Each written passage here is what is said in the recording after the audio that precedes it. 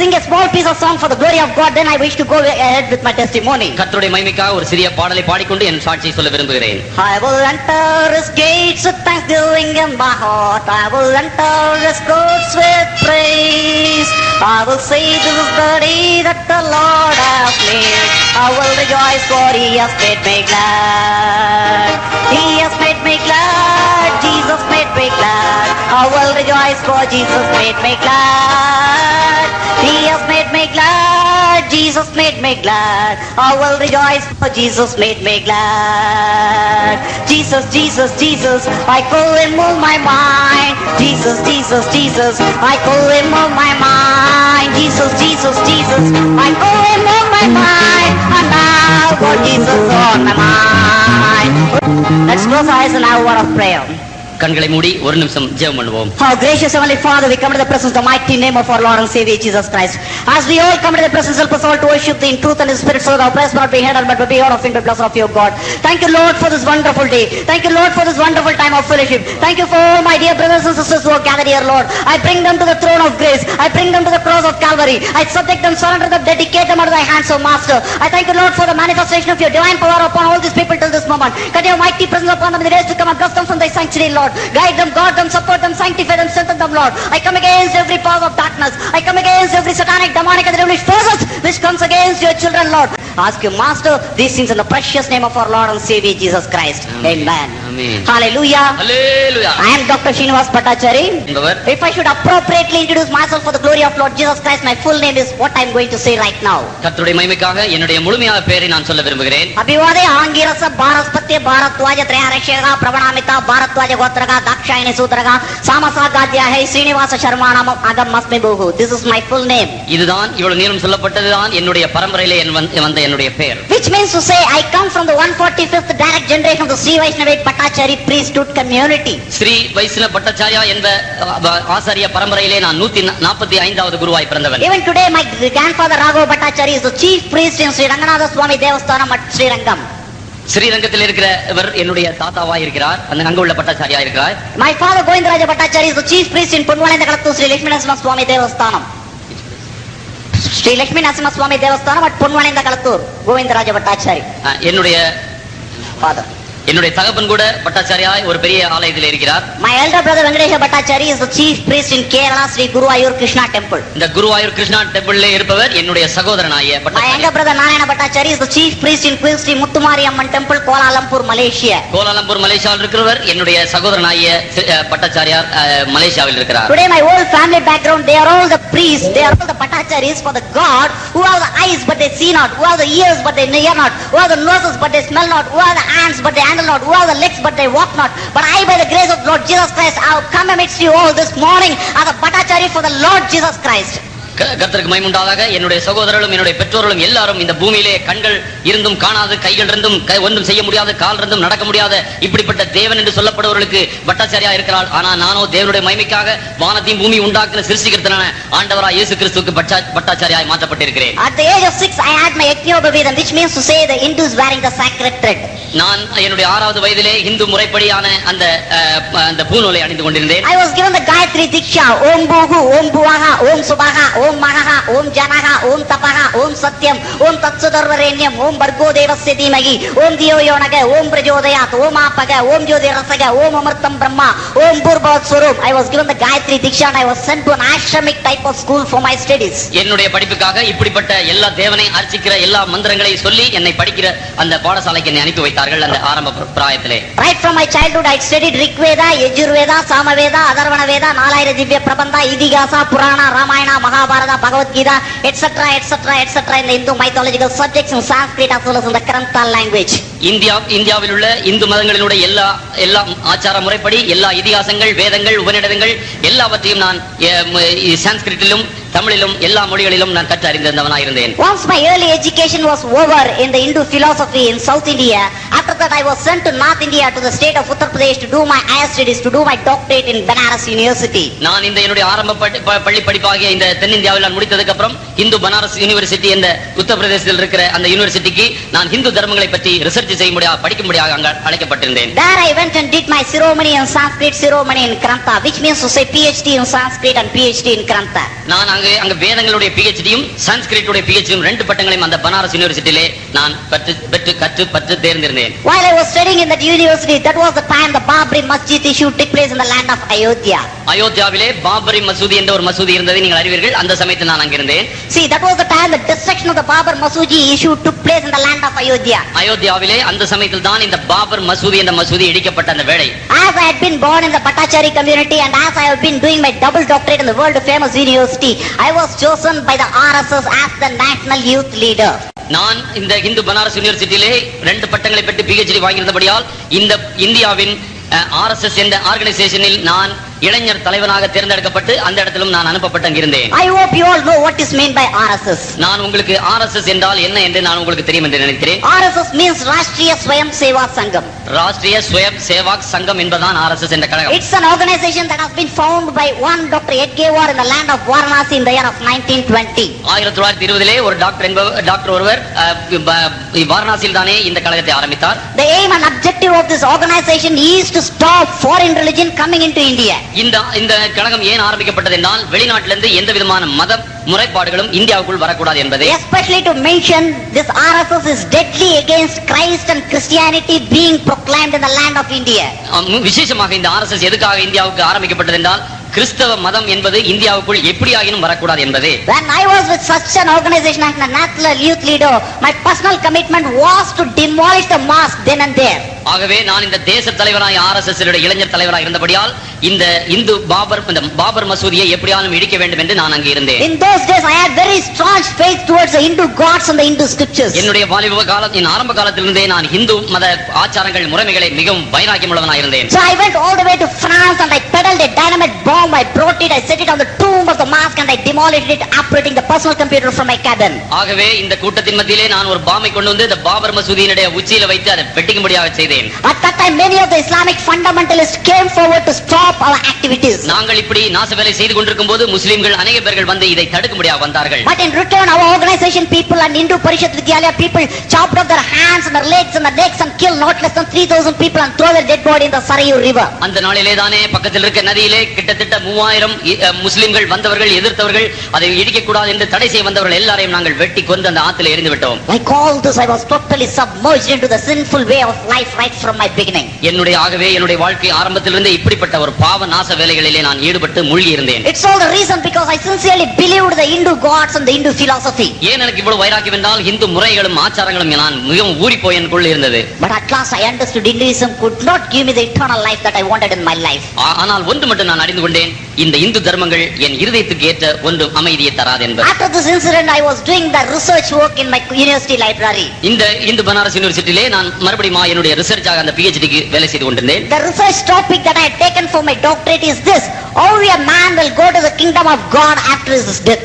நான் இந்த டாக்டரேட்டுக்காக நான் பண்ண ரிசர்ச் என்னவென்றால் மனுஷன் மரித்ததற்கு அப்புறம் தேவனுடைய சன்னிதானத்தில் எப்படி போய் சேருவான். How a man will reach the Brahma Pada or Srimad Narayan Pada, how he can go to the kingdom of God. Sivan பாதம் என்று சொல்கிறார்களே, இப்படிப்பட்ட இந்த மோட்ச பதத்தை எப்படி ஒரு மனுஷன் அடைவான் என்பதே நான் எடுத்துக்கொண்ட ரிசர்ச்சினுடைய ஒரு பதமாக இருக்கிறது. While I was going through many books in the library, one old sannyasi came to the university library and he called me out of the library. இப்படி தான் ஒரு நாள் நான் என்னுடைய இந்த நூலகத்திலே போய் புத்தகங்களை ஆராய்ச்சி செய்து கொண்டிருக்கும் போது ஒரு ஹிந்து சன்னியாசி போன்ற ஒருத்தர் காவி உடை வஸ்திரம் தரித்தவர் ஒரு நாள் வந்து என்னிடத்தில் வந்தார். He was having a very long beard, he was having a very long hair in his head. அவருக்கு ஒரு நீளமான முடிகள் இருந்தது, தாடிகள் இருந்தது, பெரிய நிலையங்கி தரித்தவராய் என்னிடத்தில் He was வந்தார். only wearing an ordinary saffron dhoti, that's all. அவர் ஒரு சாதாரண ஒரு காவி வஸ்திரத்தையும் ஒரு வேஷ்டியும் அணிந்திருந்தார். He called me out and he gave me a small piece of paper and he walked out. I never knew who he is, what is his name, where does he come from also. நான் இங்கே இப்படி ஆராய்ச்சி செய்து கொண்டிருக்கும் போது ஒரு பேப்பரை என்னிடத்தில் கொடுத்துவிட்டு போய்விட்டார். அவர் யார் என்று எனக்கு தெரியாது, அவர் ஏன் கொடுத்தார் என்றும் தெரியவில்லை. After he has gone, I took that small piece of paper inside the library and I started to go through what is given in that paper. எனக்கு ஒரு சின்ன துண்டு பேப்பரை கொடுத்ததனால் அந்த துண்டு பேப்பரில் என்ன எழுதி இருக்கிறது என்பதை நான் நூலகத்திற்குள் போய் சென்று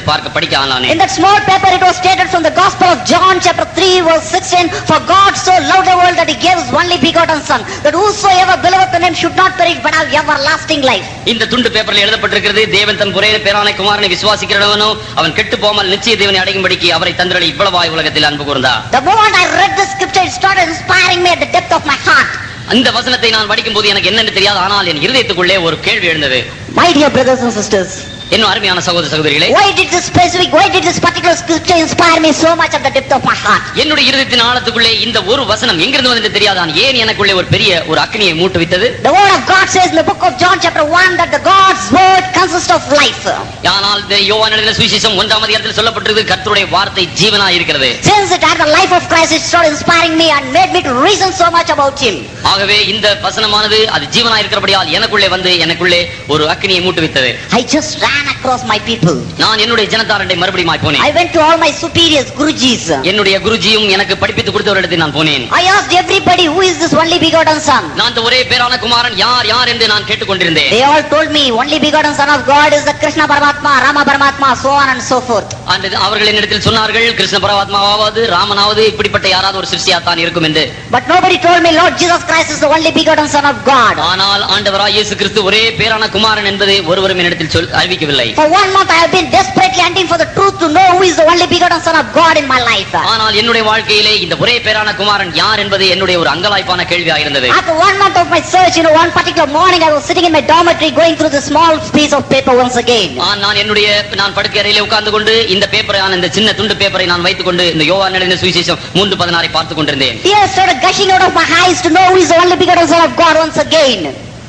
Tears started gushing out of my eyes to know once again who is the only begotten son of God in my life. என்னுடைய கண்களிலிருந்து தாராய் கண்ணீர் வந்தது. யார் இந்த ஒரே பேரான குமாரனாய் இருக்கக்கூடும்? No, at that time I heard a mild voice saying me, Patachari, you read Rigveda, Patachari, you read Rigveda. அந்த வேளையிலே எனக்கு ஒரு சத்தம் கேட்டது, பட்டாச்சாரி ரிக்வேதத்தை வாசிக்கவும்.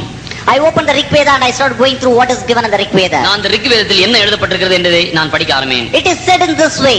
இப்படியாக அந்த ரிக்வேதத்தில் சொல்லப்பட்டிருக்கிறது. சாந்தாகாரம் புஜகசயனம் பத்மநாபம் சுரேஷம் விஸ்வாகாரம் ககனசஹஸ்ரம் மேகவர்ணம் சுபாங்கம் லக்ஷ்மீகாந்தம் கமலநயனம் யோகி கிருத்தான கம்யம் வந்தே விஷ்ணும் பௌபைகரம் சர்வலோகைகநாதம். The meaning of this Sanskrit scripture is this: For God so loved the world that he gave his only begotten son of God, that whosoever believes in him should not perish but have everlasting life. இந்த ரிக்வேதத்தில் எழுதப்பட்டிருக்கிறது மிக அருமையாக, தேவன் தம்முடைய ஒரே பேரான குமாரனை விசுவாசிக்கிறவன் எவனோ அவன் கெட்டு போகாமல் நித்திய ஜீவனை அடையும்படிக்கு அவரை தந்தரளி இவ்வளவாய் உலகத்தில் அன்பு கூர்ந்தார். When I read the Bible scripture in my own Rigveda, I decided even if I die, I must just obey this only begotten son of God. I must know this only begotten son of God. I must surrender my life to this only begotten son of God. நான் இந்த ரிக்வேதத்தில் இப்படிப்பட்ட ஒரு வாசகத்தை நான் வாசித்தபோது எனக்கு Bible தெரியாது, ஆனாலும் இந்த ஒரே பேரான குமாரனை எப்படியாவது அடைந்து கொள்வேன், அவரை கண்டுகொள்வேன், அவரை எப்படி விசுவாசிப்பேன் என்று நான் ஒரு முடிவு எடுத்துக்கொண்டேன்.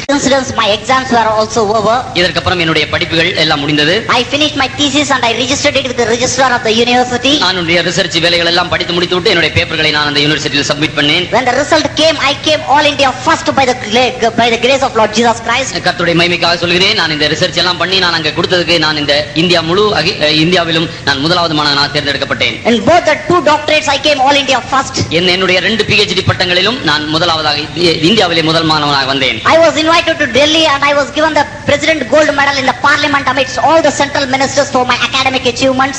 என்னுடைய படிப்பின் இந்த அச்சீவ்மென்ட்காக, இந்த சாதனைகளுக்காக நான் பார்லிமென்ட்ல எல்லா மினிஸ்டர்ஸ் எல்லாரும் இருக்கும்போது அவர்கள் மத்தியிலே பார்லிமென்ட்ல அழைக்கப்பட்டு நான் அங்கிருந்து நான் பட்டயம் மற்றும் நான் பட்டங்களை பெற்றுக்கொண்டேன். But what is the use? No happiness at all in my life. இவையெல்லாம் நான் பெற்றிருந்து கூட எனக்குள்ளே நிச்சயமான சந்தோஷம் இல்லை. I was born to a royal family in Nepal. என்னுடைய குடும்ப கோத்திரத்தை பார்த்தால் அது ஒரு பெரிய உயர்ந்தமான குடும்பம் தான். My parents are breeding about 13 elephants in my village.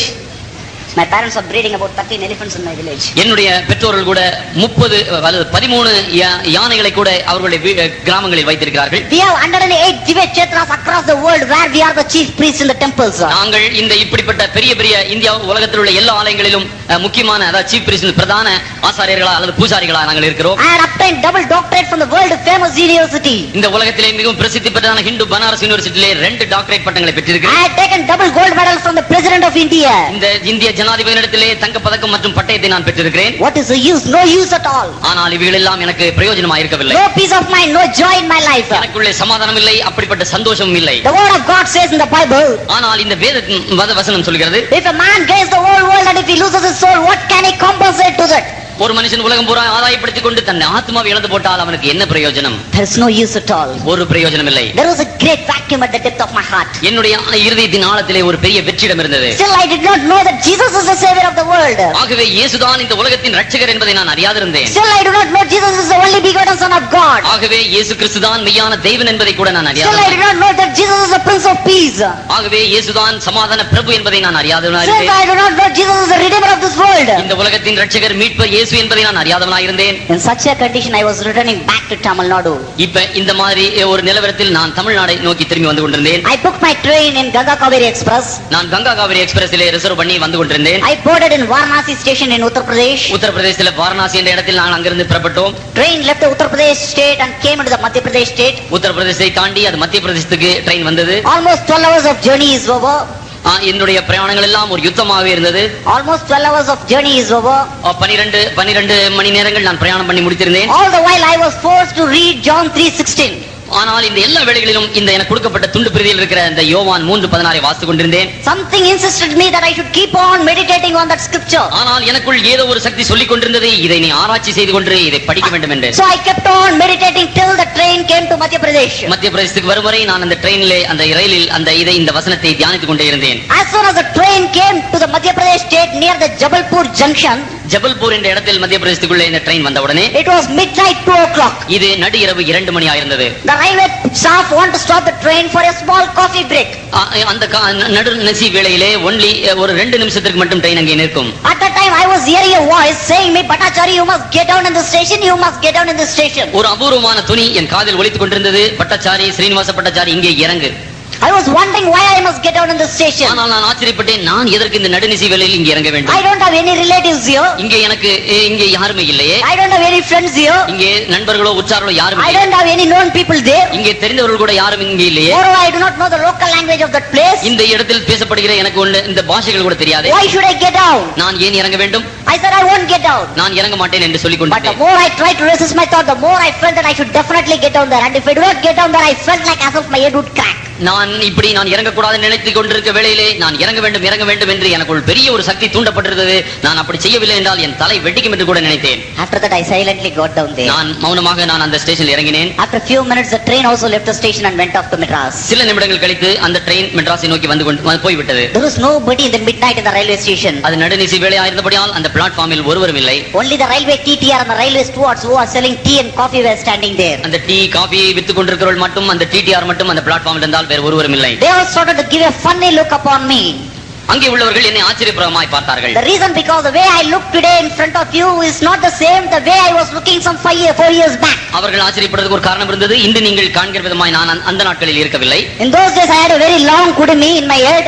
எனக்கு தலையிலே பின்னாடி ஒரு குடுமி இருந்தது. And in the front portion of my head there will be no hair at all. எனக்கு தலையில் முன்னாடி சவரம் பண்ணப்பட்டு இங்கே முடி ஒன்றும் இல்லாதிருந்தது. I always had a sangu and chakras diamond studs in my ears. ஒரு சங்கு சக்கரம் போன்ற 2 காதணிகளை கூட நான் தொங்க விட்டிருந்தேன். I had a Samajhan identification in my shoulders. என்னுடைய தோள் பட்டைகளில் கூட இப்படிப்பட்ட இந்த தாயத்துகளை அணிந்திருந்தேன். I have a Paranyasam identification over my body. உத்திராட்சர மாலை போன்ற மாலைகளை நான் என் சரீரத்தில் அணிந்திருந்தேன். I never use pant or shirts. I wear only the dhoti and put a small towel on my body. That is all. நான் இந்த மாதிரி நீங்க காண்கிற போது பேண்ட் ஷர்ட் எல்லாம் ஒன்றும் போடுவதில்லை. நான் ஒரு வேஷ்டி மட்டும் அணிந்து ஒரு துண்டை போட்டிருந்தேன். I was more looking like an orthodox Hindu priest. நான் ஒரு மிகவும் ஆச்சார முறைப்படி நடக்கிற ஒரு ஹிந்து பூஜாரியா இருந்தேன். But today I am totally changed. ஆனால் இன்று நான் மாறினவனாய் இருக்கிறேன். It's because the word of God says in the Bible. ஆகவே இந்த வேத வசனம் சொல்கிறது, if a man be in Christ is a new creation, all old things pass away and everything becomes new. ஒருவன் கிறிஸ்துவுக்குள் இருந்தால் அவன் புது சிருஷ்டியாய் இருக்கிறான், பழையவைகள் எல்லாம் ஒழிந்து போயின. Today I am changed because I am the child of Lord Jesus Christ. நான் முற்றிலும் மாறின ஒரு கிறிஸ்துவுடைய பிள்ளையாய் இருக்கிறேன். After this incident I was wondering what I must do next in that railway station. அந்த ரயில் நிலையத்தில் தானே நான் இனி என்ன செய்ய வேண்டும் என்று நான் ஒரு பிரமித்திருந்தேன். Again I heard a mild voice saying me, ஒரு சின்ன சத்தம் எனக்கு கேட்டுக்கொண்டிருந்தது. Bhattacharya, you start walking. Srinivas பட்டச்சாரி நடந்து போ. Bhattacharya, you start walking. பட்டச்சாரி நடந்து போ. I turned here and there to find whether anybody informing me anything. யாராவது என்னிடத்தில் பேசுகிறார்களா, இந்த அசிரியர் குரல் எங்கிருந்து வந்தது இங்கும் அங்கும் பார்த்தேன். But I could not find anybody standing in any particular direction, but the voice kept on coming. ஆனால் இங்கும் அங்கும் பார்க்கும்போது அங்க ஒருவரும் இல்லை. ஆனால் இந்த சத்தம் மட்டும் எனக்கு துணித்துக் கொண்டே இருந்தது. I started walking down through that road. நான் அந்த சாலை வழியாக நடந்து கொண்டே போய் கொண்டிருந்தேன். I walked not less than 3 kilometers and then I came to a place called as Dr. Bharat Compound, Napier Town in Jabalpur city. Jabalpur சிட்டியிலே ஒரு ஓரமான ஒரு இடத்திலே ஒரு தூண் அருகிலே நான் வந்து ஒரு 3 கிலோமீட்டர் தாண்டி வந்து நின்றேன். I reached a place called as Dr. Bharat Compound, Napier Town. பிராங்காம்போன் என்ற ஒரு இடத்திலே நான் வந்து கடைசியாக வந்து சேர்ந்தேன். The moment I came to that particular spot, there was a cement arch given like this. அங்கே ஒரு சிமெண்ட் ஆர்ச் அப்படியாக இருந்தது அந்த இடத்திலே. As soon as I came closer towards the arch, இந்த ஆர்ச்சாக இந்த முகப்பு பக்கத்தில் நான் வந்தபோது, the saint who came to my university 1 month back 800 kilometers away, that same saint was coming pointing out his finger right upon my face from the other side of the arch.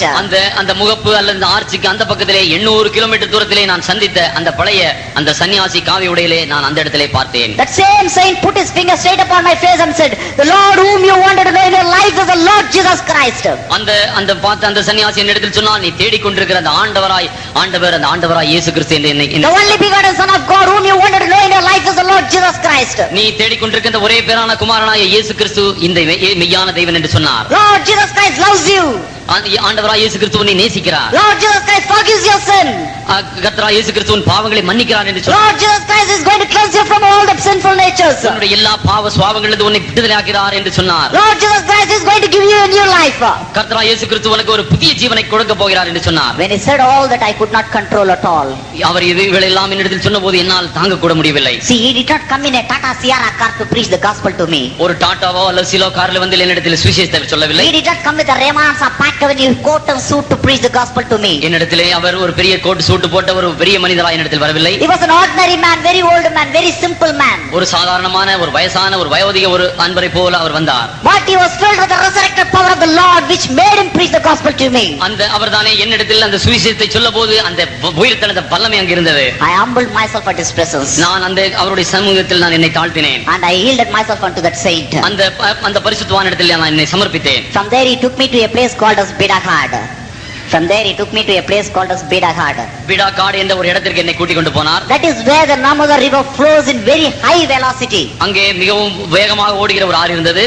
Narmada river. Narmada நதி அங்கே இருந்தது. We crossed the river and we went to the other side of the river. அந்த நதியை கடந்து நாங்கள் மறுபக்கத்திற்கு போகணும். There we could not find any human being at all. அங்கே மனுஷ சஞ்சாரமற்ற ஒரு ஸ்தலத்திற்கு போனோம். He took me into the forest and he took me inside a small cave. ஒரு மலைப்பான ஒரு இடத்தில் கொண்டு போய் என்னை ஒரு குகையின் இடத்தில் உள்ள ஒரு காடுகளுக்கு என்னை கொண்டு போனார். With a great burden he knelt in the cave and he opened the Bible to preach the gospel to me. மிகவும் பயபக்தியோடு வேத வசனத்தை திறந்து என்னிடத்தில் பேச ஆரம்பித்தார். He told me how God created the heaven and the earth. ஆண்டவர் எப்படி வானத்தையும் பூமியும் சிருஷ்டித்தார் என்று. How God created the rivers and the seas. இந்த கடலையும் இந்த ஆற்றையும் கர்த்தர் எப்படி படைத்தார் என்று சொன்னார். How God created the plants and the animals. இந்த சிருஷ்டிகளையும் இந்த பறவைகளையும் இந்த மரங்களை எப்படி படைத்தார் என்று சொன்னார். How God created the human being. இந்த மனுஷர்களை கடைசியாக கர்த்தர் எப்படி படைத்தார் என்று How சொன்னார். God created human being fell into sin. உன்னை என்னை படைத்த மனுஷர்கள் எப்படி பாவத்திற்குள் விழுந்தார் என்று சொன்னார். How Lord Jesus Christ came as a Messiah into this world. இந்த பூமியின் இரட்சகராக மேசியாவாக இயேசு எப்படி வந்தார் என்பதை விளக்கி சொன்னார். How much he suffered in the Mount of Golgotha. How much he suffered in the Mount of Golgotha. Golgotha மலையிலே ஆண்டவர் எப்படி பாடுபட்டார் என்பதை விளக்கி சொன்னார். How he was crucified in the cross of Calvary. அந்த கல்வாரி மலையிலே அவர் எப்படி காயம்பட்டார், எப்படி சிலுவையில் அறையப்பட்டார் என்பதை சொன்னார். When he told me all this, I could not control myself. இவை எல்லாவற்றையும் அவர் எனக்கு விவரித்து காட்டின போது என்னால் அடக்க முடியவில்லை. It's because in Hinduism we got 30 into 3 crores of gods. ஏனென்றால் இந்து மதத்திலே நாங்கள் 33 கோடி தேவர்கள் இருக்கிறார்கள் என்று அறிவோம். But none of the god came and died for my sins. ஆனால் ஒரு தேவன் கூட இந்து மதத்திலே எங்களுக்காக என் பாவத்துக்காக மரிக்கவில்லை. Here we find something so unique that Jesus Christ came and died for myself. ஆனால் இங்கே ஒரு அற்புதமான ஒரு நிகழ்ச்சி, அது ஒரே இடத்தில் காணப்படுகிறது. ஆண்டவர் வந்து மனுஷருக்காக மரித்தது. Even Hinduism says very sincerely in the Samaveda. சாமவேதத்தில் Hindu முறையில் சொல்லப்பட்டிருக்கிறது. Shiro Dhanvat Pradeshe Suchimani Vilasade Daikatai Multikanam, which means to say every man is sinners unless and until he is cleansed by the precious blood, he cannot go to the kingdom of God. இந்த சாமவேதத்தில் சொல்லப்பட்டிருக்கிறது, எல்லா மனுஷனும் பாவி, அவன் பாவங்களிலிருந்து தன்னை விடுவித்துக் கொள்ளாவிட்டால் மோட்சபதி அடைய முடியாது. But we find nobody has come to shed the blood in Hinduism, but we find Christ having done it. ஆனால் இந்து மதத்திலே நான் படித்தபடி ஒரு தேவன் கூட மனுஷனுக்காக வந்து மரித்தது கிடையாது. ஆகவே எங்களுக்கு மோட்சவதி இல்லை. Then I opened my heart and I cried unto the Lord. ஆகவே நான் என் இருதயத்தை திறந்து நான் ஆண்டவரை நோக்கி அழுதேன். Lord, I am very very sorry, Lord. ஆண்டவரே, நான் மிகவும் மனஸ்தாபப்படுகிறேன். Lord, I open my heart unto you, Lord. ஆண்டவரே, நான் என்னுடைய இருதயத்தை உமக்கு திறந்து தருகிறேன். Lord, it's for my sin that both of your hands have been nailed in the cross. ஆண்டவரே, எனக்காக உம்முடைய கரங்கள் சிலுவையில் அடிக்கப்பட்டிருந்தால், it's for my sins that both of your legs have been nailed in the cross of Calvary. ஆண்டவரே, என்னுடைய பாவங்களுக்காக உம்முடைய கைகளும் கால்களும் பாவங்களும் சிலுவையிலே கடாவப்பட்டிருக்கிறது. It's for my sin that a crown of thorns have been put upon your head. என்னுடைய பாவங்களுக்காக உம்முடைய தலையின் மேல் முள்முடிகள் சுட்டு அடிக்கப்பட்டிருக்கிறது. It's for my sin that a spear has been put upon your right rib. என்னுடைய பாவங்களுக்காக உம்முடைய விலாவிலே ஈட்டியானது குத்தப்பட்டிருக்கிறது. Lord, I'm sorry, please forgive me, Lord. ஆண்டவரே இந்த பாவங்களுக்காக என்னை மன்னியும். Lord, I'm sorry, please forgive me, Lord. ஆண்டவரே என்னை மறுபடியும் மன்னித்து மாற்றும். Lord was so gracious to me. ஆண்டவரின் மேல் கிருபையாக இருந்தார். Lord was so merciful to me. எனக்கு மிகவும் இரக்கமாக இருந்தார். As the word of God says in the Bible, அந்த வேதவசனம் சொல்கிறபடி, he that covereth the sin shall not prosper, but whosoever confesseth it and forsaketh it shall have mercy. தன் பாவங்களை மறைக்கிறவன் வாழ்வடையான், அவர்களை அறிக்கை செய்து விட்டு விடுகிறவனோ இரக்கம் பெறுவான். Again the word of God says in the Bible, மறுபடியும் வேதவசனம் சொல்கிறது, if you confess your sins, he is just and faithful to forgive all your sins and to cleanse you from all unrighteousness. உன் பாவங்களை மெய்யாகவே நீ மனஸ்தாபப்பட்டு அறிக்கை செய்தால் கர்த்தர் உன்னுடைய பாவங்களை எல்லாவற்றையும் மன்னிக்கிறதுக்கு நீதி உண்மை உள்ளவராயிருக்கிறார். I did it at the presence of God. நான் என்னை தாழ்த்தி வெறுமையாக்கினேன். My dear brothers and sisters, என் அருமையான சகோதர I சகோதரிகளே, did it sincerely at the presence of God. கர்த்தருடைய சன்னிதானத்தில் மெய்யாக மெய் மனஸ்தாபப்பட்டேன். I wept bitterly for all my activities right from my childhood in my life. நான் குழந்தை பிராயத்திலிருந்து செய்த ஒவ்வொரு காரியங்களுக்காக மிகவும் மனங்கசந்து அழுதேன். The God heard my prayer. ஆண்டவர் என்னுடைய அழுகை கேட்டார். The Lord answered my prayer. என்னுடைய குரலையும் கேட்டார். As the word of God says in the book of Revelation chapter 3 verse 20, வெளிப்படுத்தின விசேஷம் 3ஆம் அதிகாரம் 20ஆம் வசனத்தில் சொல்கிறபடி, behold, I stand at the door and knock. If any man will listen to my voice, and if you will open up the door, I will come. மிகவும் எளிமையான மட்டுமில்ல, மிகவும் நேர்த்தியான கடவுளாக இருக்கிறார். It's because when he is choosing a son or a daughter for his kingdom, he has a courtesy to stand at the door of the heart and to keep knocking. My son, I love you. My daughter, I love you. ஆகவே தான் அவர் மிகவும் எளிமையாய் இவ்வளவு அன்பா இருக்கிறபடியால் வாசல் படியிலிருந்து தட்டி, மகனே மகளே, நான் உன்னை நேசிக்கிறேன் என்று சொல்கிறார். If it is Satan, it will not knock the door at all. அது சாத்தானா இருந்தால் நம்முடைய கதவை தட்டாது. Even if a small ventilator or a window is open, it will silently creep inside. ஒரு சின்ன ஒரு ஜன்னல் அல்லது மேல ஒரு பக்கத்தில் திறப்பு இருந்தால் அங்கேயும் இயேசு வருவார். தள்ள கொட்டையை போட்டுக்கோ, தள்ள மொட்டையை போட்டுக்கோ, ஒரு 40 நாள் உபவாசம் இரு, விரதம் இரு, 18 படி ஏறி வா, தெரிந்தும் தெரியாமலும் அறிந்தும் செய்த சகல குற்றங்களையும் பொறுத்து காத்து ரட்சிக்க வேண்டும். ஓம் சத்தியமானவன் 18ஆம் படி மேல் வாழும், காசி ராமேஸ்வரம் ஆண்டை மலையாளம் அடக்கி ஆளும், வில்லாளி வீரவிரமணி என்ற ஆனந்த தனையனையப்ப ஸ்ரீ சுவாமி. நான் முடிவு, ஐயோ போ, ஐயோ போலாம், ஆசீர்வதிக்கின்ற தேவன் ஆண்டவராகிய இயேசு கிறிஸ்து, Lord Jesus Christ alone can bless. Hallelujah. இயேசு கிறிஸ்து மட்டும் தான் நம்மளை ஆசீர்வதிக்க முடியும். Hallelujah. Hallelujah. Hallelujah. Hallelujah. This is how I came into the Lord on that day. இவ்விதமாகவே நான் அந்த நாளில் தானே இயேசுவிடத்தில் வந்தேன். I accepted Jesus as my personal savior. இயேசு கிறிஸ்துவை என் சொந்த ரட்சகராக ஏற்றுக்கொண்டேன். He came in my life. என்னுடைய வாழ்க்கையில் இயேசு வந்தார். He pointed out, my son, here still there is a sin in you. Here there is a small mistake in you. மகனே, உன்னுடைய வாழ்க்கையில் இந்த பாவம், இந்த குறை இருக்கிறது என்பதை சுட்டிக்காட்டினார். Everything that he showed me, I just confessed and prayed to God and got myself cleansed by the precious blood of Jesus Christ. இயேசு ஆண்டவர் சுட்டிக்காட்டின எல்லாவற்றையும் நான் அறிக்கை செய்தேன். அவருடைய இரத்தத்தினால் என்னை முற்றிலும் கழுவினார். After that 2 months I stayed with him in the forest. அந்த காட்டிலே தானே நான் அவரோடு கூட 2 மாதங்கள் இருந்தேன். Every day, morning and evening, we used to kneel together at the presence of God for 4 hours, 5 hours, and we used to pray and we used to meditate upon the word of God. காலையிலும் மாலையிலும் மணிக்கணக்காக நாங்கள் 2 பேரும் முட்டி போட்டு வேத புத்தகத்தை வாசித்து தியானித்து ஜெபித்துக் கொண்டிருந்தோம். After 2 months of my stay, he took me to the Narmada river and he baptized me in the immersion baptism in the name of the Father and of the Son and of the Holy Spirit. 2 மாதங்கள் கழித்து அவர் என்னை நர்மதா நதி அண்டை கொண்டு போய் இயேசு கிறிஸ்து பிதா குமாரன் பரிசுத்தாவின் நாமத்தினாலே எனக்கு அந்த இடத்திலே ஞானஸ்நானம் கொடுத்தார். After that, he prayed for the anointment of the Holy Spirit upon me. ஆகவே அதற்கு அப்புறம் அவர் ஜெபித்தார் எனக்கு பரிசுத்தாவி கிடைக்கும்படியாக. After 40 minutes of his prayer, he placed his Bible upon my head and he said, right now by the grace of Lord Jesus Christ, receive you the Holy Spirit of God in your life. ஒரு 40 நிமிஷம் அவர் எனக்காக ஜெபம் பண்ண பிறகு வேத புத்தகத்தை என் தலையில் மேல் வைத்து இயேசு கிறிஸ்துவின் நாமத்தில் பரிசுத்தாவி பெற்றுக்கொள்வாயாக என்று சொன்னார். The moment the saint said, from the crowns of my head to the soles of my ascetic world surpassing into my body. நான் அவர் எப்படி சொன்னது போது தலை உச்சந்திலிருந்து உள்ளங்கால் வரை ஒரு அக்கினி பாய்ந்து என்னுள் பரிசுத்தாவியானவர் இறங்கினதை கண்டேன். My dear brothers and sisters, I really run short of word to explain you all the first experience that I encountered on the day one when I was anointed by the Holy Spirit of God. இந்த பரிசுத்தாவியான தேவன் எனக்குள்ளே வந்ததை என்னுடைய வர்ணிக்க எனக்கு வார்த்தைகள் இல்லை பிரியமானவர்களே. I really run short of words to explain you all about the experience. அப்படிப்பட்ட அந்த முதல் நாள் நடந்த சம்பவத்தை என்னால் வர்ணிக்கவே முடியாது. As David the king says in the book of Psalms chapter 23, அந்த தாவீது ராஜா சங்கீத புத்தகத்தில் சொல்றபடி, he prepares a table in presence of my enemies and he anoints my head with oil. My cup runneth over. Surely goodness and mercy shall follow me all the days of my life, and I will dwell in the house of the Lord forever. That assurance I got it. என் சத்துருக்கள் முன்பாக நீர் எனக்கு ஒரு பந்தி ஆயத்தப்படுத்தி என் தலை எண்ணெயால் அபிஷேகம் பண்ணுகிறீர். என் பாத்திரம் நிரம்பி வழிகிறது. என் ஜீவனுள்ள நாளெல்லாம் கிருபையும் நன்மையும் என்னை தொடரும். நான் கர்த்தருடைய வீட்டில் நீடித்த நாட்கள் நிலைத்திருப்பேன் என்ற சந்தோஷம் எனக்குள் பொங்கி வழிந்தது. After I received the Holy Spirit of God, இந்த பரிசுத்த ஆவியான தேவனை எனக்குள் பெற்ற பிறகு that saint told me, now God has brought you to Judea, now God is going to take you to Samaria, then God will take you to the outermost part of the earth. அந்த பரிசுத்தவான் என்று சொன்னார், நீ இப்பொழுது சமாரியாவுக்கு வந்திருக்கிறே, இனி யூதேயாவுக்கும் பூமியின் கடைசி வரைக்கும் நீ போக வேண்டும் என்று சொன்னார். He explained me the scripture also. Judea means me, God has brought you to me. யூதேயா மீன் அவர் சொன்னார், பரிசுத்தவான் கர்த்தர் உன்னை என்னிடத்தில் கொண்டு வந்தார். Samaria means Samaria is your own town, your own community, your own people. Samariya என்பது உன்னுடைய பழைய ஆட்கள், பழைய தேசம், பழைய நட்பு இடத்தில் நீ போக வேண்டும். Now you have to go back to your own town amidst your own community and you have to proclaim the good news of our Lord and Savior Jesus Christ to those people. அவர் சொன்னார், நீ சமாரியாகிய உன்னுடைய தேசத்தாருக்கும் உன்னுடைய ஜனத்தாருக்கும் போய் சுவிசேஷத்தை சொல்ல வேண்டும். I went back to my hometown in Nepal. நேபாளில் இருக்கிற என்னுடைய சொந்த வீட்டுக்கு போனேன். The moment I reached home, my parents were standing outside. நான் அங்கே சென்றபோது என்னுடைய பெற்றோர்கள் வெளியே நின்று கொண்டிருந்தார்கள். My father did not allow me to go inside the house. என்னுடைய தகப்பனார் என்னை உள்ளே போக அனுமதிக்கவில்லை. படுவாவி பாப்பானா உன படிக்க அனுப்பிச்சேனடா, 2 தங்க மெடல் நீ வாங்கலன்னு யாரா எழுதுது, இப்படி திரும்பி வரைச்ச பட்டத்தோட பறையனாய் திரும்பி வந்திருக்கேன்னு சொல்லிட்டு என்னை வீட்டு வாசலே நிக்க வச்சுட்டாங்க. They made me stand at the door of my house. என்னுடைய நிலவரத்தை பார்த்தார். நான் உன்னை ஒரு பாப்பானாக இப்படி நான் அனுப்பி வைத்திருந்தேன், நீ படிக்க வேண்டும் என்று. உன்னை யார் இப்படி பட்டம் பெறுவதற்காக இப்படி எல்லாம் செய்து கடைசியில நீ இப்படிப்பட்ட ஒரு கீழ்ந்த ஜாதியாய் மாறிவிட்டாய் என்று நினைத்தார். He called one of the Patachari இன்னொரு பட்டாச்சாரியாக அழைத்தார் and sent him to the temple to bring a kalasa of Ganges water. ஒரு கங்கை நதியினுடைய தண்ணீரை ஒரு கலசம் கொண்டு வரும்படியாக சொன்னார். My father said, no, you cannot go inside, you are defiled now, I want to give you a holy bath. அவர் சொன்னார், நீ இந்த சரீரத்தில் என் வீட்டுக்குள் வந்தால் அதை தீட்டுப்படுத்துவாய், இங்கே தான் நில்லு, உன்னை நான் சுத்தமாக்க வேண்டும் என்றார். He poured that water upon me once again and he gave me a bath. அந்த இடத்தில் தானே வீட்டுக்கு வெளியே என்னை கங்கை நதியினால் அவர் ஸ்நானம் செய்ய பண்ணார். After that I thought, okay, I can go inside, and I was trying to go inside the house. நான் என்னுடைய வீட்டுக்குள்ளே போக நான் எத்தனித்தேன். Again my parents stopped me outside. ஆனால் வெளியே தானே என்னுடைய பெற்றோர்கள் என்னை நிறுத்தினார்கள். No, you wait.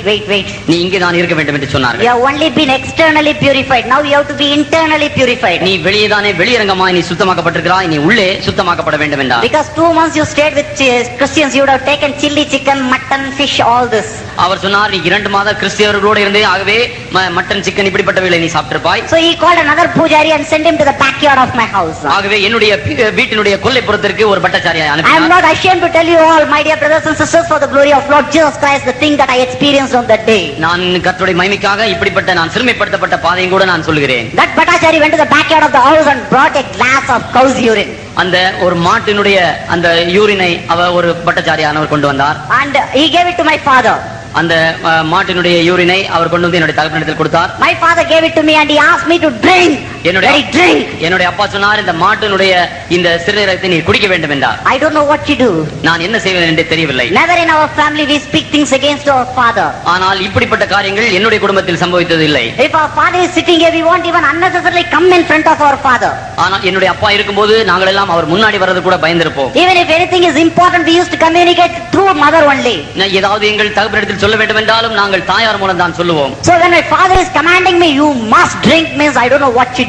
இதை குடிக்க வேண்டும் என்று அவர் கட்டளையிட்ட போது எனக்கு வேற ஒன்றும் செய்ய தோன்றவில்லை. I silently received it in my hand. என்னுடைய கைகளில் நான் அந்த கலசத்தை பெற்றுக்கொண்டேன். I said, victory in the blood of Jesus, victory in the blood of Jesus, victory in the blood of Jesus. இயேசுவின் ரத்தம் ஜெயம், இயேசுவின் ரத்தம் ஜெயம், இயேசுவின் ரத்தம் ஜெயம். And I silently drank it off.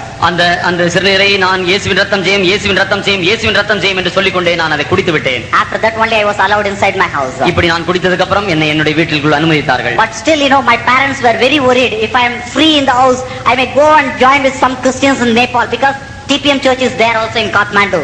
காட்மண்டிலே இது மாதிரி டிபிஎம் சர்ச்சும் இருக்கிறபடியால் இப்படி இவனை வெறுமையாக விட்டுவிட்டால் மற்றவர்களை கிறிஸ்தவராக மாற்றுவான் என்று அவர்கள் பயந்திருந்தார்கள். Once or twice, without knowing to my father, I went to the faith home in Nepal in Kathmandu. காட்மண்டிலும் நேபாளிலும் இருக்கிற faith homeகளுக்கு என்னுடைய பெற்றோர்களுக்கு தெரியாமல் நான் 1-2 முறை போயிருக்கிறேன். So my father does not want me to go to faith home, so he started giving me so much of work inside the temple. ஆகவே நான் அப்படிப்பட்ட கிறிஸ்துவ ஆலயங்களுக்கு போக கூடாது என்பதற்காக நான் ஒரு எங்களுடைய Hindu ஆலயங்களுக்குள் அடைக்கப்பட்டேன். Wash this statue, wash that statue. இந்த சிலையை நீ கழுவ வேண்டும், அந்த சிலையை கழுவ வேண்டும்.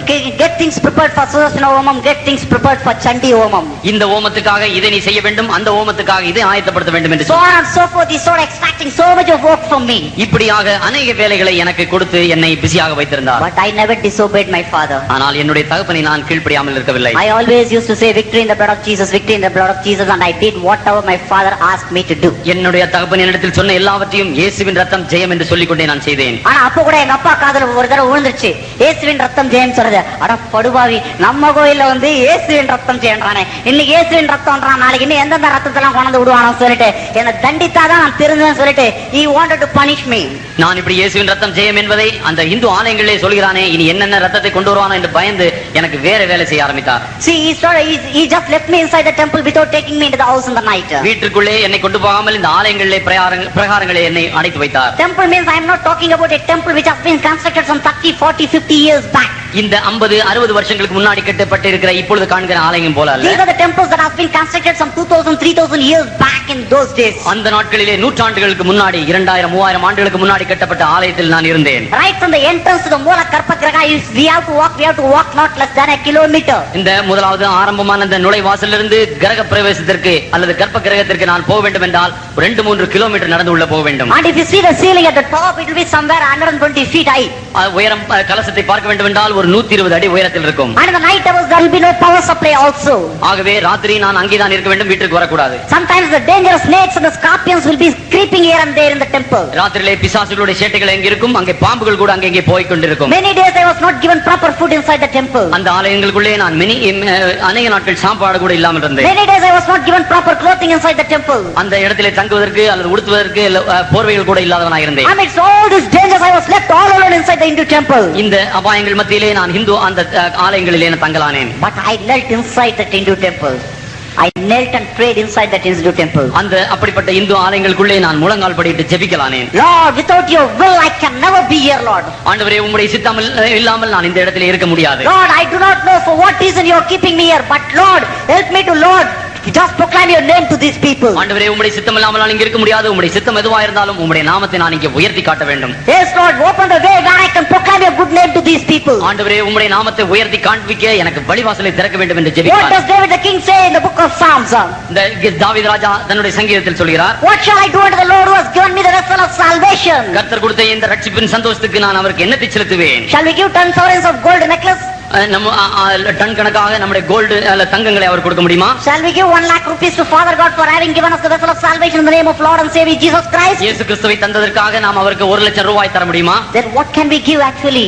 ஆண்டவருக்காக நாம் நன்றியோடு என்னத்தை செலுத்த முடியும்? Again the David the king says in the very next scripture, அடுத்த வசனத்தில் தாவீது ராஜா சொல்கிறார், I shall carry the vessel of salvation and I shall preach the name of the Lord to the uttermost part of the earth. ரட்சிப்பின் பாத்திரத்தை எடுத்துக்கொண்டு கர்த்தருடைய நாமத்தை பூமி எங்கும் போய் தொழுது கொள்வேன் என்கிறார். Lord, is it not my duty, Lord? ஆண்டவரே, என்னுடைய சித்தத்தின்படி அல்ல. Lord, you have known me from the Bhattacharya community. அந்த பட்டச்சாரி பரம்பரையிலிருந்து என்னை நீ அறிந்திருக்கிறீர். Lord, is it not my duty to proclaim your name to these people? ஆண்டவரே, உம்முடைய நாமத்தை இவர்கள் மத்தியிலே நான் உயர்த்தி காட்ட வேண்டாமா? Lord, open the doors for me where I can proclaim your name to these people. ஆண்டவரே, உம்முடைய நாமத்தை உச்சரிக்க எனக்கு வாசல்களை திறந்து தர வேண்டும். I prayed from the Hindu temple. அந்த இந்து ஆலயங்களிலிருந்து நான் ஜெபிக்கலானே. Lord heard my prayers. ஆண்டவர் என் ஜெபத்தை கேட்டார். Lord honored my prayers. ஆண்டவர் என்னுடைய ஜெபத்தை கூட Lord அங்கீகரித்தார். started answering my prayers. ஆண்டவர் என்னுடைய ஜெபங்கள் எல்லாம் பதிலளிக்க Lord ஆரம்பித்தார். started opening the doors for the ministry. ஆண்டவர் இந்த ஊழியங்களுக்கு வாசல்களை விரிவாய் திறந்து தந்தார். The next day morning, அடுத்த நாள் காலையிலே about 60 Bhattacharyas came to open the temple early in the morning. அதிகாலையிலே 60 பட்டச்சாரியார் அந்த பரம்பரையில் உள்ளவர்கள் வந்து கதவை திறக்க வந்தார்கள். They all opened the door and they came inside the temple. அவர்கள் கதவை திறந்து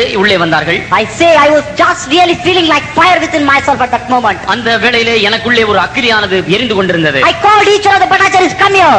நான் எல்லா பட்டச்சாரிகளை பாருங்கள் இங்கே என்று அழைத்தேன். I asked them on the face, what does your own Veda say about God? உங்களுடைய ஆண்டவரை பற்றி உங்கள் ஒவ்வொருடைய வழிகள் என்ன என்று அவர்களிடத்தில் கேட்டேன். What does Hinduism say about God? கர்த்தரை பற்றி இந்து மதம் என்ன சொல்கிறது என்று Who கேட்டேன். is the true God in Hinduism? Hindu மதத்தில் மெய்யான தெய்வன் யார் என்று அவரிடத்தில் What கேட்டேன். are the characteristics of God that's mentioned in the religion of Hinduism? Hindu மதத்திலே ஆண்டவர் என்பதும் அவருடைய சுரூபம் எப்படி இருப்பது என்று வர்ணிக்க முடியுமா என்று How கேட்டேன். a man after the death can go to the kingdom of God? What does Hindu religion say about it? ஒருவன் மரித்த பிறகு பரலோகம் போக வேண்டும் என்றால் இந்து மதத்திலே அவனுக்கு என்ன வழி என்று கேட்டேன். Who can be the true God to bring salvation for the mankind in life? மனுஷனுடைய பாதையிலிருந்து அவனை ரட்சித்து பரலோகம் கொண்டு வருவதற்கு வழி என்ன என்று அவரிடத்தில் கேட்டேன். How does all the Hindu philosophy speaks about the salvation of the mankind? Hindu மதங்கள் மத ஆச்சாரங்கள் மனுஷனுடைய ரட்சிப்பை குறித்து என்ன சொல்கிறது என்று கேட்டேன். Whom does it proclaim to be the savior of the world? இந்த உலகத்தின் ரட்சகர் யார் என்பதை அது வர்ணிக்கிறது என்று கேட்டேன். Whom does it proclaim to be the redeemer of this world? இந்த உலகத்தின் மீட்பர் யார் என்பதை அவரிடத்தில் கேட்டேன். For example, உதாரணமாக, Om Sri Brahmaputraya Namaha. What does it mean by it? Om Sri You just say only Sanskrit. Okay. Om Sri Brahmaputraya Namaha. What does it mean by it? இந்த பெயரை சொன்னால் என்ன என்ற அர்த்தம் என்று கேட்டேன். The only begotten Son of God, I worship thee.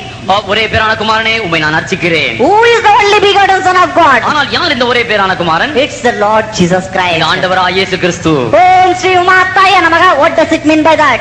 இப்படி உச்சரிப்பதன் மூலம் என்ன அர்த்தம்? The Holy Spirit of God, I worship thee. ஓ பரிசுத்த ஆவியானவரே உம்மை நான் அர்ச்சிக்கிறேன். Who is the Holy Spirit of God? இந்த பரிசுத்த ஆவியான தேவன் யார்? It's again the Lord Jesus Christ. இது இயேசு கிறிஸ்துவை குறித்தான வார்த்தை. Om Sri Kanni Suttaya Namaha. What does it mean by that? இப்படிப்பட்ட உச்சரிப்பின் மூலம் என்ன அர்த்தம்? The Lord who has been born to a virgin, I worship thee. ஓ கன்னியின் வயிற்றில் பிறந்தவரே உம்மை நான் அர்ச்சிக்கிறேன் என்பது என்னுடைய அர்த்தம். Who is the Lord who has been born to the virgin? It's again the Lord Jesus Christ. இயேசு கிறிஸ்துவை தவிர வேறு யார் இப்படி கன்னி வயிற்றில் பிறந்தவர்? Om Vidishtaya Namaha. What does it mean by that? இப்படி சொல்லுகிற மந்திரத்தின் அர்த்தம் என்ன? The Lord who had the circumcision, I worship thee. விருத்த சேதனம் பெற்றவரே உம்மை நான் அர்ச்சிக்கிறேன். Who is the Lord who had the circumcision? It's again the Lord Jesus Christ. இயேசு கிறிஸ்து ஒருவரே விருத்த சேதனம் என்பதை பெற்றவர்.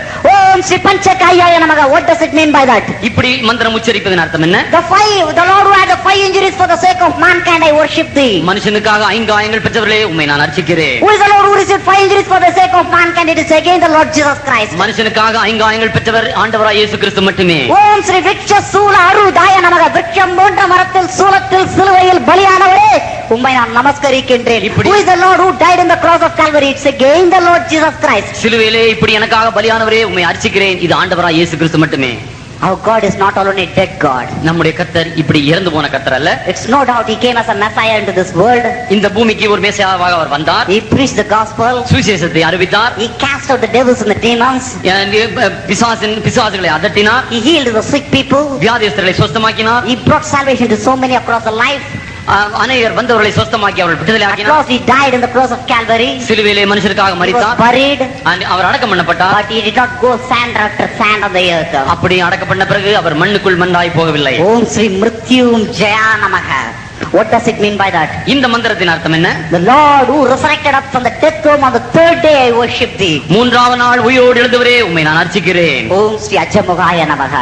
இந்த மந்திரத்தின் அர்த்தம் என்ன? செம்மறியாடு முகமானவரே உம்மை நான் நமஸ்கரிக்கின்றேன். செம்மறியான போன்ற தோற்றமுடையவரே உம்மை நான் அதுவும் ஆண்டவராகிய இயேசு கிறிஸ்துதான். இதுவும் இயேசு கிறிஸ்துவே. ஓம் ஸ்ரீ தட்சிணாமூர்த்தியே நமக. பிதாவின் வலது பாரிசத்தில் அமர்ந்திருப்பவரே உம்மை நான் நமஸ்கரிக்கின்றேன். Who is the Lord who has been placed in the bosom of the Father? It's again the Lord Jesus Christ. இயேசு கிறிஸ்து ஒருவரே பிதாவானவருடைய வலது பாரிசத்தில் வீற்றிருக்கிறார். The word of God says in the Bible, இந்த வேத வசனத்திலே சொல்கிறது, go and preach the gospel to a Jew as a Jew and to a Greek as a Greek. வேத வசனம் சொல்கிறது யூதனுக்கு யூதனை போல கிரேக்கனுக்கு கிரேக்கனை போல சுவிசேஷத்தை சொல்ல வேண்டும். God has chosen this Bhattacharya to go and preach those Bhattacharya in the Bhattacharical language. ஆண்டவர் இந்த பட்டாச்சாரி என்னை சந்தித்தது நான் பட்டாச்சாரி குடும்பத்திற்கு போய் பட்டாச்சாரியா இயேசுவின் பட்டாச்சாரியா போய் பிரசங்கம் பண்ண வேண்டும். It's not out of my intellect, it's not out of my caliber, it's not out of my potential, it's not out of my wisdom, but by the divine grace of God. என்னுடைய வல்லமை என்னுடைய அதிகாரம் என்னுடைய ஞானத்தின்படி நான் போய் சொல்ல முடியாது. தேவன் தருகிற ஞானத்தின் வல்லமையின்படி நான் சொல்ல வேண்டும். That same day 13 people accepted the Savior.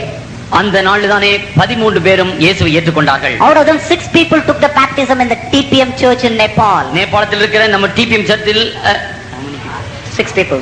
நம்முடைய சபையில் தானே 6 பட்டாச்சாரியர்கள் ஞானஸ்தானம் பெற்றிருக்கிறார்கள். Today they are the staunch believers of the TPM church in Nepal. நேபாளத்தில் இருக்கிற இந்த நம்முடைய சபையிலே அவர்கள் மிகவும் வைராக்கியமுள்ள பக்தர்களாய் விசுவாசிகளாய் இருக்கிறார்கள். Recently the second TPM church has also come in Nepal. For that, one among the 6 brothers has given the land freely for constructing the church. இந்த 6 பட்டாச்சாரிய பரம்பரையில் வந்த சகோதரர் ஒருவர் சொந்த நிலத்தை கொடுத்து இரண்டாவது சபை ஸ்தாபிக்க அங்க உதவி செய்திருக்கிறார். God did it for the glory of God. கர்த்தருடைய மகிமைக்காக கர்த்தர் செய்கிறார். God did it for the glory of God. கர்த்தர் தம்முடைய மகிமைக்காக எல்லாவற்றையும் செய்கிறார். Like this I was with those people for 6 months inside the temple. இப்படியாக நான் அவர்களோட 6 மாசம் அந்த ஆலயத்துக்குள் இருந்தேன். In the meanwhile RSS people came to know about me. ஆனால் இந்த வேளையிலே RSS ஜனங்கள் என்னை பற்றி அறியலானார்கள். BJP people came to know about me. BJP ஜனங்களும் என்னை பற்றி அறியலானார்கள். Sivasena Paul Thackeray's group from Maharashtra, they came to know about me. பால் தாக்கரே என்பவர் சிவசேனாவில் மகாராஷ்டிரத்தில் இருக்கிற அவரும் என்னை பற்றி அறிந்தார். And many of the Hindu organizations have come to know about me. Hindu தர்மத்தில் இருக்கிற அநேக பேர்கள் என்னை பற்றி அறியலானார்கள். They all came to Nepal and pulled me out of the temple. ஒரு நாள் நேபாளுக்கு எல்லாரும் வந்து என்னை ஆலயத்தை விட்டு வெளியே இழுத்தார்கள். They thrashed me mercilessly like anything. என்னை எல்லாரும் அடித்து நொறுக்கினார்கள். They fractured both my hands. என்னுடைய 2 கைகளையும் உடைத்து போட்டார்கள். Even today the hand that you are seeing me is not the original one, it's an artificial one. நீங்கள் காண்கிற இந்த கைகள் எனக்கு உண்மையான என்னுடைய கைகள் அல்ல, இது செயற்கையாக வைக்கப்பட்ட கைகள். In both the hands and the elbows I got this steel plate and I got about 16 screws fixed in my elbow. என்னுடைய கைகளிலே இந்த ஸ்டீல் பிளேட்டை வைத்து எனக்கு 16 நட்டு ஸ்க்ரூ போல்ட்களை வைத்து அங்கே டைட் செய்திருக்கிறார்கள். And I was put fire in all parts of my body completely. They burnt me with acid. அமிலத்தை போட்டும் தீ வைத்தும் என்னுடைய கைகள் எல்லாத்தையும் காயப்படுத்தினார்கள். And I was thrown on the street in front of my own community. என்னுடைய சொந்த ஜனத்தார் மத்தியிலே அவர்கள் முன்னாடி நான் தூக்கி எறியப்பட்டேன். And they told me, if you proclaim anymore the name of the Lord Jesus Christ, we will murder you. என்னை கடைசியாக சொன்னார்கள், இயேசு கிறிஸ்துவை பற்றி உயர்த்தி பேசின என்றால் உன்னை நாங்கள் கொலை செய்வோம் என்றார்கள். My parents said, get lost from our family. என்னுடைய பெற்றோர்கள் சொன்னார், எங்கள் குடும்பத்தை விட்டு நீ ஒளிந்து போக வேண்டும் You என்றார்கள். are bringing problem to us also. எங்களுக்கும் நீ வருத்தத்தையும் கஷ்டத்தை உண்டாக்குகிறாய். Already you brought shame to the family. Now you are bringing problem for the society. முதலாவது நீ எங்களுக்கு இந்த மாதிரி அவமானத்தை கொண்டு வந்தால் இப்பொழுது பிரச்சனை கூட நீ எழுப்புகிறாய். See, both my hands were paining like anything. Blood was oozing out like anything from my elbow. என்னுடைய கைகள் வேதனையால் நிறைந்திருந்தது. என்னுடைய ஜீவனும் வலியும் மிகவும் பெருத்ததாக இருந்தது. My body was burning because of the fire injuries and the acid injuries. இந்த அமிலத்தினாலும் தீயினாலும் என் பட்ட காயங்களால் என் உடம்பு எரிந்து கொண்டிருந்தது. My parents were watching. My father, mother, brothers, sisters, villages, community people, everybody rejected me, dejected me, isolated me, boycotted me and threw me literally on the streets. என்னுடைய பெற்றோர்கள், உற்றார்கள், உறவினர்கள், சகோதர சகோதரிகள் யாவரும் என்னை நிராகரித்து என்னை புறத்தாக்கினார்கள். I just knelt then and there in that spot. அவர்கள் எல்லாருக்கும் முன்னாடி நான் அங்கேதான் முழங்கால் படியிட்டேன். I just looked into the face of God. நான் என்னுடைய ஆண்டவருடைய முகத்தை நோக்கினேன். I asked God, what's your promise to your children? ஆண்டவரே, உம்முடைய மகனுக்கு உம்முடைய வாக்குத்தத்தம் என்ன என்று கேட்டேன். Call upon me in the days of trouble and I shall deliver thee and you shall glorify me. ஆண்டவரே, ஆபத்து காலத்தில் என்னை நோக்கி கூப்பிடு, நான் உன்னை விடுவிப்பேன், நான் உன்னை விடுவிப்பேன், நீ என்னை மகிமைப்படுத்துவாய் என்று இருக்கிறதே. Lord, today I am in trouble. Lord, deliver me from this situation. ஆண்டவரே, நான் ஆபத்து காலத்தில் இருக்கிறேன், என்னை விடுதலையாக்கும் என்று கேட்டேன். I cried and I asked God. நான் அழுது கொண்டு ஆண்டவரிடத்தில் கேட்டேன். God blessed me. God heard my prayers. ஆண்டவர் என்னுடைய ஜெபத்தை கேட்டு என்னை ஆசீர்வதித்தார். God told me Judea is over, now Samaria is also over. ஆண்டவர் சொன்னார், யூதேயா முடிந்து விட்டது, சமாரியாவும் முடிந்தது என்றார். Now you proceed out in my name and I shall take care of you. நான் என்னுடைய நாமத்தில் நீ புறப்பட்டு போ, நான் உன்னை எடுத்துக்கொள்வேன் என்று சொன்னார். You want me to go out like that and do the ministry for you? Confirm me with your scripture, Lord, so that I could proclaim your name all through my life. ஆண்டவரே, என்னுடைய ஜீவகாலம் பரிந்தம் நான் உமக்காக பிரசித்தி பண்ண வேண்டும் என்றால் எனக்கு உம்முடைய வசனத்தின்படி என்னோடு பேசும் என்று கேட்டேன். As a ministry, the scripture God gave me from the book of John chapter 1 verse 1 to verse 5. In the beginning was the word and the word was with God and the word was God and same came from God and dwelt among men and it is the light of man which bringeth men out of darkness. But the darkness comprehended it not. But to as many as God them comprehended, to them gave ye power to become the children of God. அவர் சொன்னார், அவர் உலகத்தில் இருந்தால் உலகம் அவர் மூலம் உண்டாயிற்று, ஆனால் உலகம் அவர் அறியவில்லை. அவர் சொந்தமானவர்களுக்காக வந்தார், அவர்கள் ஏற்றுக்கொள்ளவே. அவருடைய நாமத்தில் விசுவாசம் உள்ளவராய் அவரை ஏற்றுக்கொண்டவர்கள் எத்தனை பேரோ அத்தனை பேரும் அவருடைய பிள்ளைகளாகும்படி அவருக்கு அதிகாரம் கொடுத்தார். Based on this scripture, I have an assurance that I am truly the child of God. ஆண்டவர் இந்த வசனத்தை தந்தவுடன் நான் உண்மையாகவே தேவனுடைய பிள்ளை என்று அறிந்து கொண்டேன். I stayed slowly managed and I went to the faith home in Nepal. உடனடியாக நான் நம்முடைய சர்ச் இருக்கிற அந்த ஃபெய்த் ஹோம்ல அந்த காட்மெண்ட்டுக்கு போனேன். There I got prayed. நான் அங்க போய் ஜெபம் பண்ணப்பட்டேன். Miraculously God provided me flight ticket. I came from Nepal, Kathmandu to Bombay, Nanavati Hospital and I had my complete treatment. நான் அங்க நேபாளில இருந்து எனக்கு ஃளைட் டிக்கெட் கிடைத்து என்னை பாம்பேல ஒரு ஹாஸ்பிடல் கொண்டு வந்தார்கள். I took my complete treatment for 6 months and I became all right. நான் 6 மாசம் ஆஸ்பத்திரியில இருந்து மருத்துவம் எடுத்துக்கொண்டு நான் பூரண சுகமடைந்தேன். After that I went back to Nepal once again. நான் மறுபடியும் நான் நேபாளத்திற்கு போனேன். My house, they did not open the door. They told me get lost once for all. என்னுடைய குடும்பத்தில் சொன்னார்கள், நீ ஒரே அடியாக எங்க வீட்டை விட்டு போய்விடு என்று சொல்லிவிட்டார். I don't know where to go, what to do in my life. நான் என்னுடைய வாழ்க்கையில் நான் எங்கே போய் என்ன செய்வேன் என்று தெரியாம இருந்தேன். I never knew in Christianity there is something called as Roman Catholic, Jehovah's Witness, Marthomite, Jacobite, Lutheran's Mission, Seventh-day Adventist, Baptist, Methodist, Achik, Puchik, some new names and all they are telling in India. No. I have not heard about all that. நான் என்னுடைய ஆரம்ப பிராயத்திலே இப்படி கிறிஸ்தவ மதங்கள்ல கூட கிறிஸ்தவர்கள் மத்தியிலே இப்படிப்பட்ட பல்வேறுவான ஜனங்கள் இருக்கிறார்கள், பல டினாமினேஷன்ஸ் இருக்குது என்பதை அறியாதவனாக இருந்தேன். All that I know in my life is the Father God, the Son, only begotten Son of God and the Holy Spirit of God. என் வாழ்க்கையில் நான் அறிந்து கொண்டதெல்லாம் பிதாவாகிய ஆண்டவர், அவர் அனுப்பின இயேசு கிறிஸ்து, அவர் அனுப்பின பரிசுத்த ஆவியானவர். Apart from that, I know TPM doctrines and TPM faith homes where I can really sincerely grow in the Lord for the glory of God. இந்த திருத்துவ தேவனுக்கு அப்புறம் நான் அறிந்து கொண்டது இந்த டிபிஎம் ஃபெய்த் ஹோமும் அவர்கள் கொடுக்கிற உபதேச சட்டதிட்டங்கள், இவைகளை நான் அறிந்து கற்றுக்கொண்டிருந்தேன். I can say in this 4 years of me having come into the Lord, it is the TPM doctrine that has really brought me up in the life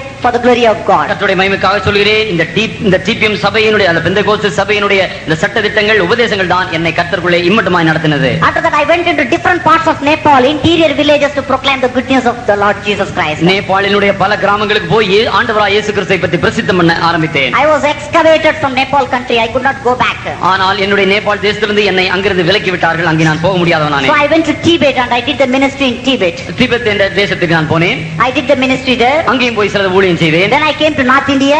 நான் வட இந்தியாவுக்கு வந்தேன். Then I came to Central India. மத்திய இந்தியாவுக்கு வந்தேன். Then I came to South India. இந்த தென் இந்தியாவுக்கு வந்தேன். Today, right from Kanyakumari up till Kashmir in this 4 years, God had taken me to all each and every state, each and every district to proclaim the good news of the Lord. இயேசுவுடைய நல்ல நாமத்தையும் அவருடைய மகிமையும் நான் பிரசித்தம் பண்றதுக்காக கர்த்தர் என்னை கன்னியாகுமரியிலிருந்து காஷ்மீர் வரை உள்ள எல்லா தேசங்களுக்கும் எல்லா ஸ்டேட்டுகளுக்கும் என்னை கர்த்தர் கொண்டு போனார். Not only in India, God took me to Singapore, Malaysia, Hong Kong, France, Italy, Sweden, Belgium, East Germany, West Germany, Czechoslovakia, to all these countries to proclaim the good news what God has done in my life. இயேசு எனக்கு தந்த நல்ல சுவிசேஷத்தை நான் இப்படியாக India மட்டுமல்ல யூரோப்பியா மற்றும் eastern countries western countries இப்படி எல்லா தேசத்துக்கும் போய் இயேசுவை உயர்த்த கர்த்தர் எனக்கு I உதவி came செய்தார். without nothing, but I lacked nothing. நான் ஒன்றுமில்லாமல் வந்தேன், ஆனால் இப்பொழுது எனக்கு ஒன்றும் When I came to the குறைவாயில்லை. ministry, I did not have even 50 naya paisa in my hand. ஆண்டவருக்கு ஊழியம் செய்ய முடியாது. நான் இறங்கிய போது என்னிடத்தில் 50 காசுகள் கூட இல்லாமல் இருந்தது. But I cannot say whether I had hungered in my life after coming into the ministry. ஆனால் ஆண்டவருக்காக ஊழியம் செய்ய நான் இறங்கினதுக்கு அப்புறம் நான் என்றும் பசியா இருந்ததில்லை. God is so gracious and God is providing me everything that I want day by day. ஆண்டவர் கிருபையாயிருந்து என் ஒவ்வொரு நாள் தேவைகளை கூட சந்திக்கிறார். Today also I am in the hit list. நானும் இன்று ஒரு மற்றவர்கள் என்னை அடிக்க முடியாது கொல்லும்படியாக அந்த ஹிட் லிஸ்ட்ல இருக்கிறேன். Just 10 days back I had come from Rajasthan to Tamil Nadu. 10 நாளைக்கு முன்னாடி நான் ராஜஸ்தான் இடத்திலிருந்து நான் இங்கே தமிழ்நாடுக்கு வந்தேன். I was circled by all the RJ RSS people and I lost all my properties there and I had come to Tamil Nadu. நான் என்னுடைய எல்லா சொத்து என்னுடைய வைத்திருந்த எல்லா உடைமைகளையும் நான் பறிபோகப்பட்டு நான் இங்கே தமிழ்நாடுக்கு வெறுமையாக வந்துள்ளேன். But government is giving me police protection and by the grace of God I am well off today. ஆனால் இந்த கவர்மெண்ட் கூட எனக்கு போலீஸ் பாதுகாப்பு தந்து நான் சுகமாக இருக்கிறேன். My dear brothers and sisters, அருமையான என்னுடைய சகோதர சகோதரிகளே, all the while you have been listening to my testimony for the glory of Lord Jesus Christ. கர்த்தருடைய மகிமைக்காக கொடுத்து வருகிற என்னுடைய சாட்சியை நீங்கள் இம்மட்டுமாய் கேட்டுக்கொண்டிருந்தீர்கள். I request you to get a step further towards the cross of Calvary so that your life would be a more blessing. கர்த்தருடைய சிலுவையை நோக்கி உங்களுடைய பாதங்களை எடுத்து வைக்கும்படியாக நான் உங்களை அழைக்கிறேன். Not only that, I humbly request each one of you to uphold your brother Dr. Bhattacharya in your prayers. உங்களுடைய சகோதரனாய பட்டாச்சாரி என்னை உங்களுடைய ஜெபங்களில் தாங்கும்படியாக வேண்டிக் கொள்கிறேன். Because the word of God says in the Bible, ஏனென்றால் வேதவசனம் சொல்கிறது, he that has put his hand on the plow and if he turns back he is unworthy to the kingdom of God. ஏனென்றால் கலப்பின் மேல் ஒருவன் கை வைத்து பின்னோக்கி பார்த்தால் அவனுடைய நிலைமை பரிதாபமானது. Today you and me have put our hands upon the plow of the Lord Jesus Christ. இயேசு கிறிஸ்துவுக்காக நீங்களும் நானும் இந்த கலப்பின் மேல் கை வைத்திருக்கிறோம். Come what may, we must effectively till this Christian ground to produce 30, 60, 100-fold of fruits for the glory of Lord Jesus Christ. நம்முடைய வாழ்க்கையில் எது வேண்டாலும் சம்பவிக்கட்டும், ஆனால் 30, 60, 100 மேனியாக கர்த்தருடைய களஞ்சியத்தில் நாம் பயிர்களை செய்து ஆண்டவருக்கு தர வேண்டும். And then only we can boldly say, as Saint Paul says in the Bible, I have run a good race, I have fought a good fight, I have kept up my faith, now I am going to receive the crown of life. அப்படி நாம் நல்ல கர்த்தருடைய பண்ணையில் நல்ல வேலை செய்தால் தான் கடைசியாக என் ஓட்டத்தை முடித்தேன், விசுவாசத்தை காட்டுக்கொண்டேன், எனக்கு நீதியின் கிடம் வைக்கப்பட்டிருக்கு என்று சொல்ல முடியும். See, in the beginning Apostle Paul was really torturing all the early believers. The beginning Apostle Paul was torturing all the early believers. முற்காலத்திலே இந்த பவுலாகிய இந்த சவுல் எல்லா கிறிஸ்தவர்களை துன்பப்படுத்திக் He கொண்டிருந்தார். was torturing all the early churches. எல்லா ஆதி காலத்தில் உள்ள சபைகளையும் துன்பப்படுத்திக் When he கொண்டிருந்தார். came in the Jericho road in the Bethlehem city, he was touched by the power of God. ஆனால் அவர் இந்த தமஸ்கு வந்து கொண்டிருக்க அந்த பாதையிலே அவர் இயேசுவால் தொடப்பட்டார். After that he fell flat on the road. அதற்கப்புறம் அவர் தரையிலே விழுந்தார். When he got up, he lost both of his visions. அவர் எழுந்தபோது அவருடைய பார்வை அவருக்கு இல்லாதிருந்தது. God told him to go and get paid by Ananias. அனனியா என்ற ஒரு சீசரிடத்தில் இயேசு அவரை அனுப்பினார். Ananias laid his hands upon him and prayed. அந்த அனனியா என்ற சீசர் அவர் தலை மேல் கை வைத்து ஜெபித்தார். He got back his visions. அவருக்கு தன்னுடைய பார்வையும் கிடைக்கப்பட்டது. He understood the power of God. கர்த்தருடைய வல்லமை அறிந்து கொண்டார். He accepted the Lord. இயேசு கிறிஸ்துவை ஏற்றுக்கொண்டார். He committed his life to the Lord. தன்னுடைய ஜீவியத்தை இயேசுவுக்காக அர்ப்பணித்து விட்டார். And he came all over Asia Minor proclaiming the good news of Lord. Asia கண்டம் பூரா வந்து இயேசுடைய இந்த நல் சுவிசேஷத்தை அவர் அறிவித்தார். And he harvested so many souls for the kingdom of God. கர்த்தருடைய ராஜ்யத்துக்காக அநேக 1000 ஆத்துமாக்களை அவர் தயாரித்தார். That's the reason he was able to say that I have run a good race and I have fought a good fight. Now the crown of life is awaiting for me. இப்படி அவர் செய்தபடியால் கடைசி வாழ்க்கையின் ஓட்டத்தில் கடைசி சொல்கிறார், நல்ல போராட்டத்தை போராடினேன், நீதியின் கிரீடம் எனக்காக வைக்கப்பட்டிருக்கிறது. My dear brothers and sisters, என் அருமையான சகோதர சகோதரிகளே, it is true in our case also. நம்முடைய வாழ்க்கையிலும் இது மெய்யான சம்பவமே. There is a crown of life awaiting for each one of you and for me. உங்களுக்காகவும் எனக்காகவும் மெய்யாகவே ஒரு நீதியின் கிரீடம் வைக்கப்பட்டிருக்கிறது. If we should receive this crown of life, we must run a good race and we should fight a good fight. நாம் மெய்யாகவே இந்த நீதியின் கிரீடத்தை பெற்றுக்கொள்ள வேண்டும் என்றால் நல்ல போராட்டத்தை போராட வேண்டும், நல்ல ஓட்டத்தை ஓடி முடிக்க வேண்டும்.